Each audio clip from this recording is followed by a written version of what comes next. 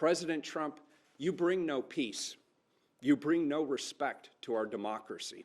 Portland's Mayor Ted Wheeler slamming President Trump after a weekend of unrest in a city that left one man dead. Your campaign of fear is as anti-democratic as anything you've done to create hate and vitriol in our beautiful country.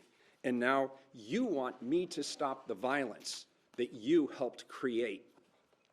What America needs is for you to be stopped.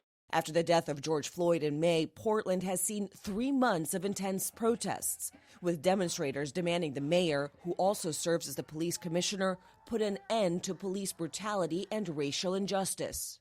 But on Saturday, protesters against police brutality clashed with a caravan of Trump supporters. According to the New York Times, one video shows counter-protesters shooting a paintball gun into a crowd of protesters from the back of a truck.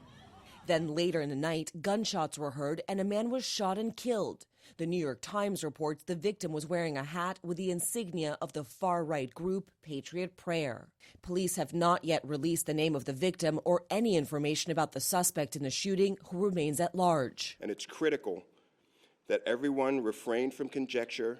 Our Constitution permits freedom of speech and assembly, and individuals are free to disagree. But criminal activity, especially violence, is out of bounds. The president responding to the mayor's attack in a string of tweets, calling Wheeler, quote, weak and pathetic, and even, quote, wacky and a dummy.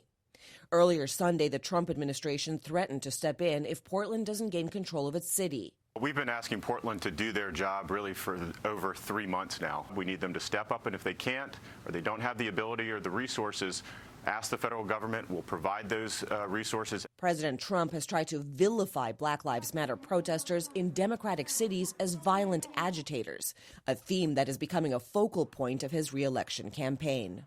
You know what I say? Protest is your ass. I don't talk about my ass. They're not protesters.